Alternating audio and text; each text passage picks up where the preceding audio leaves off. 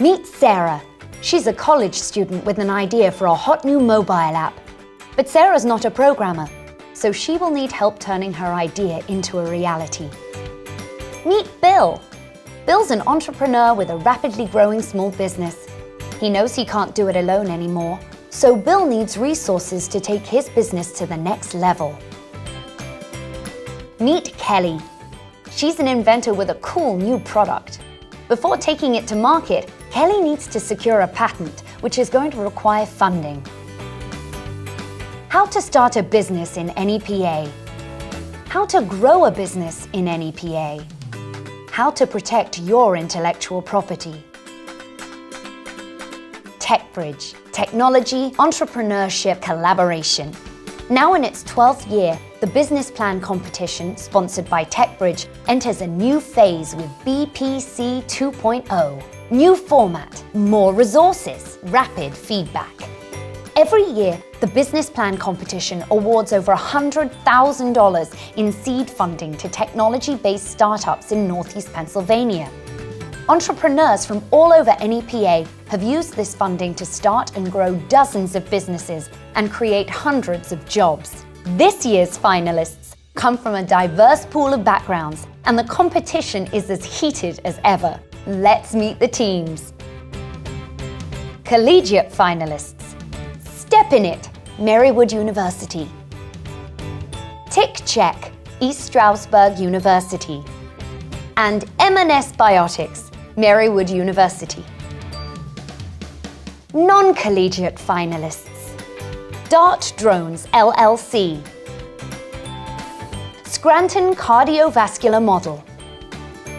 And Udea Health LLC.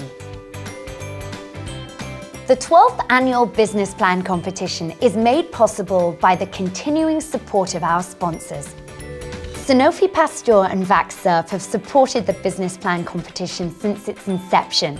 Sanofi Pasteur and VaxServe take great pride in recognizing that one of VaxServe's prior general managers, Jaco Smit, along with Don Webster, had the vision and the tenacity to create and implement this initiative, which has resulted in the development of more than 20 technology-based companies in Northeast Pennsylvania. Congratulations to all of this year's participants and to those who have continued to serve as advocates and volunteers for this event year after year. As a leading producer of natural gas in Pennsylvania, Cabot Oil and Gas Corporation is dedicated to job creation and improving the quality of life throughout Northeastern Pennsylvania. Cabot has invested over $2 billion in our region, including hundreds of millions of dollars in taxes and fees, over $20 million for road improvements, and $2.2 million to expand and improve healthcare in Susquehanna County. And recently, Cabot made the largest donation in the history of Lackawanna College, a $2.5 million endowment to support the School of Petroleum and Natural Gas, which helps train local residents for high-paying careers in the region's growing energy industry. Cabot Oil and Gas Corporation, clean energy, stronger communities. MVM Associates is an economic development consulting firm that specializes in helping companies identify, obtain, and sell tax credits in Pennsylvania. Founded in 1997, MVM has assisted hundreds of companies in securing and selling over $250 million in tax credits. Their specialties include Pennsylvania Keystone Innovation Zone tax credits, research and development tax credits, film and television production tax credits, and Enterprise Zone tax credits. MVM's tax credit sellers and buyers include some of the world's most recognizable company names, such as Disney, Apple, Paramount Pictures, Halliburton, IBM, Ford Motor Company, Sony, and many more. Locally, their work includes helping obtain and sell tax credits for dozens of the area's leading technology companies, as well as procuring and selling tax credits to help pay for renovations to several buildings in downtown Wilkes-Barre.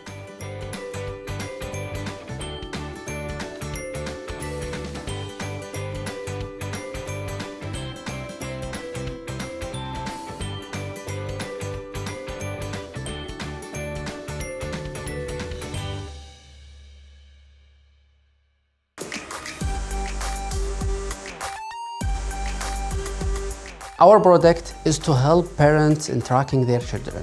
Our product consists of two main parts: GPS part, which is connected to kids' shoes, and the other part is the smartphone application.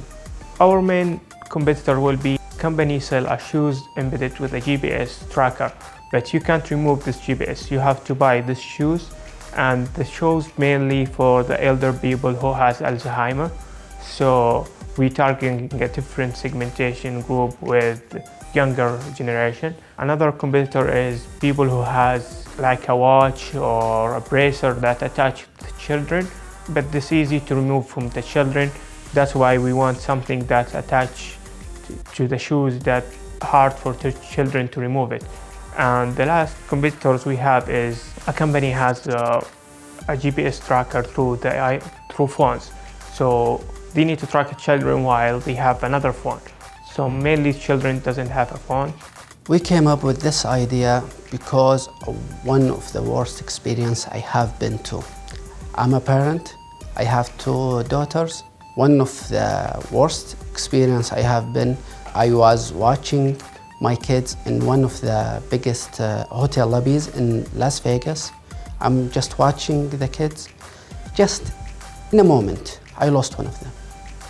Well, it was the longest 15 minutes in my life. I don't want anyone to be in the same situation. We as a group, we learned how to introduce our idea to the others because they are interested in the details of what we are making and how to make it though. So we have the idea, but we have to have the details in order to explain it to them. All the skills that we have learned, it's gonna help us in the future to ease the process of making business and how to deal with challenge and obstacles in business. We're trying to launch the prototype within 6 months, and after that, within 3 months, we will do analytics and collect the data, how the product's working, and within the end of this year, we hope that we launch the product. I just moved in here. I love this place. I plan to stay here. I plan to get our company here and help this community who was very friendly for us and who accept us either in the neighborhood I'm in, either in the university, the professors, the colleagues. We found a welcoming feeling from everybody, and because of that, we like that, we want to stay here.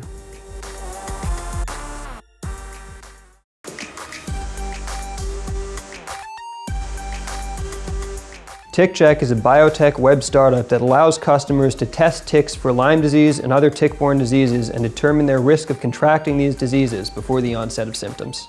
Tick-borne disease is a number of different types of disease that one can acquire through the bite of an infected tick.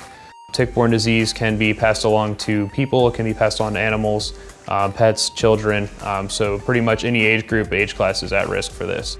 Several years ago, my dad contracted Lyme disease when we were on a family hike in the Appalachian Mountains. And he really had a hard time with the symptoms. He couldn't get out of bed for a few weeks. And he didn't even realize he had Lyme disease for a couple of weeks until he went in and had a blood test. And that really made me realize that tick testing is an important service to be able to find out if you have a risk of contracting Lyme before symptoms actually occur. So the opportunity to bring this service to millions of people is what inspired TicCheck.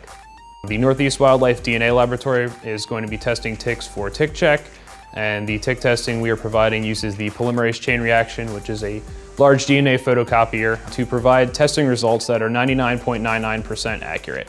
And this process allows us to determine whether or not the DNA of any of these tick-borne disease infectious organisms is present, and if it is, then we would be able to warn the client of the risk of infection, that it is greater. So the way TicCheck works is that if you find a tick on yourself, a loved one, or a pet, you can take that tick off and you can send it in to TicCheck to have that tick tested and find out if that tick is a carrier of Lyme disease or any other of a host of tick-borne diseases. We will test the tick, keep you updated by text message and email as your test progresses, and then instantly send you your test results to your smartphone and your email, as well as sending a fax to your doctor of choice. The prevalence of tick-borne disease is definitely on the increase. Of the ticks that we have tested this year, we have found a 3 times increase in the prevalence of Lyme disease based on last year's results.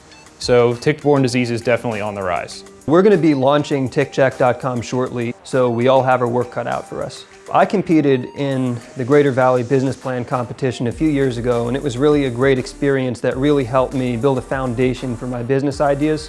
So when we heard about the new Business Plan 2.0 competition format, we were really excited to get on board with our new venture.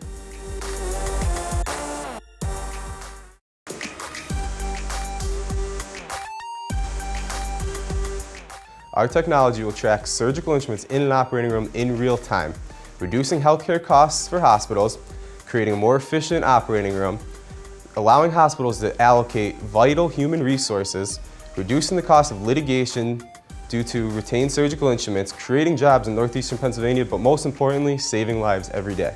So in its simplest terms, we're coupling two types of technologies together: RFID, radio frequency identification, and infrared technology. The radio frequency identification is going to allow for us to track surgical instruments in real time and have calibrated distances as how far they are from their starting position. In addition to that, we're going to have infrared technology producing a white against black contrast so you could see in real time where these instruments are inside the operating room, adding a peace of mind to the surgeons and the nurses to perform more adequately at the task at hand, which is the patient. We differ from our competition in our two technological components paired with our auto-synchronization process. That system creates for the most user-friendly, cost-effective, safe, efficient product on the market today. I heard about the Business Plan Competition 2.0 while taking an independent study with my professor. In addition, we took second place in the TecBridge competition, which just prepared us more for this moment. We met with local surgeons, a nurse that operates one of the largest surgical suites in Philadelphia, and local business people to create the most effective product at the most cost-effective price possible. 10 months ago, I did not know if I'd be alive to pursue my dreams. Luckily, I had a successful kidney transplant, but because of this, I felt compelled to give the people around me the same second chance that I was afforded. In doing so, I'm putting medical school on hold to pursue a more impactful endeavor, such as this one. After this competition, our ultimate goal is to retain the best and brightest talent in Northeast Pennsylvania. Growing up in this community, we now feel a sense of obligation to encourage other young entrepreneurs like us to make the same impact on the world the same way that we intend to.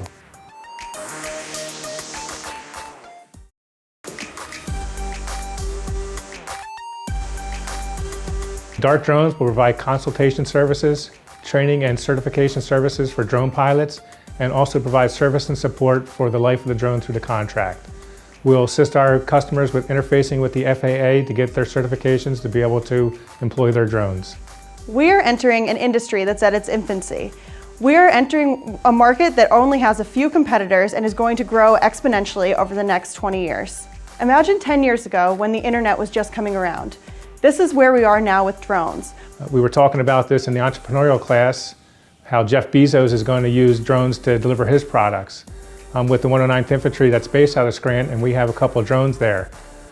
I also have been the operations officer, and I'm the executive officer right now, and we plan the employment of those drones. And we were trying to think about a way of linking what we do with those drones to a public and commercial application. And we thought about law enforcement and fire and rescue, that they would be perfect markets for us. We at Dart Drones have been having a lot of fun looking into this emerging industry. We bought a drone and have been flying it around the neighborhood, seeing different views of my house, really learning how to use the drones, and also why people need certification and training because we crashed.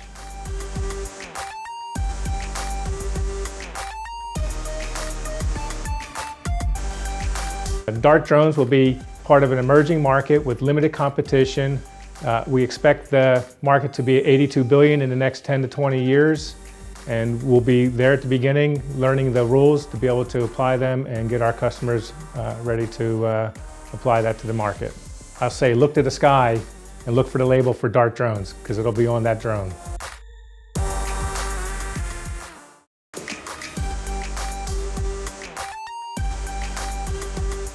Our product is the Scranton cardiovascular model. This is essentially a computer-driven mechanical model of a cardiovascular system.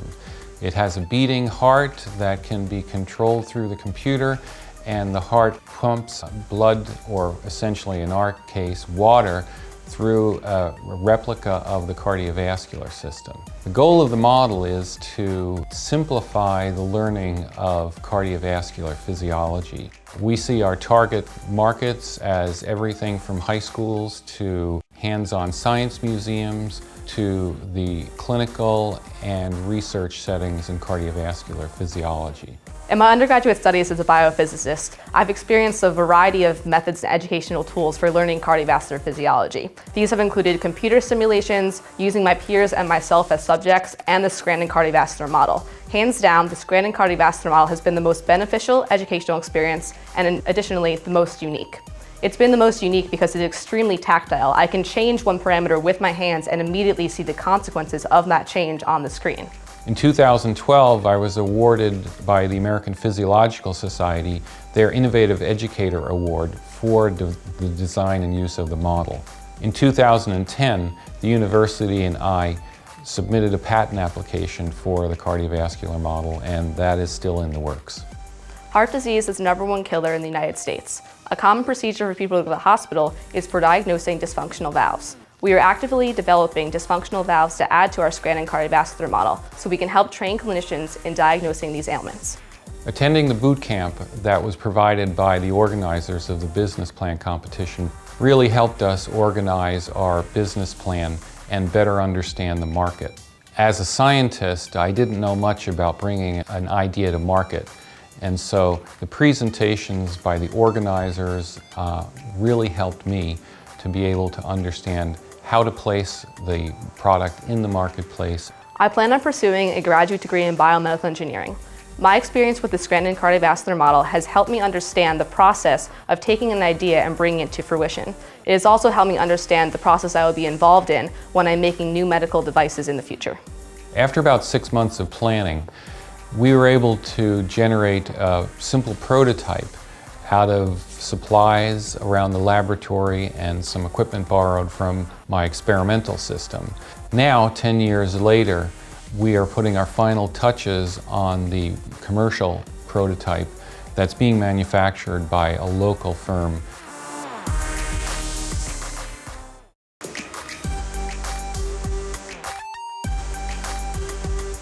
Udea Health has developed a mobile health platform that serves as a virtual social worker and community navigator to help vulnerable populations find the resources they need to live a healthier, more productive life.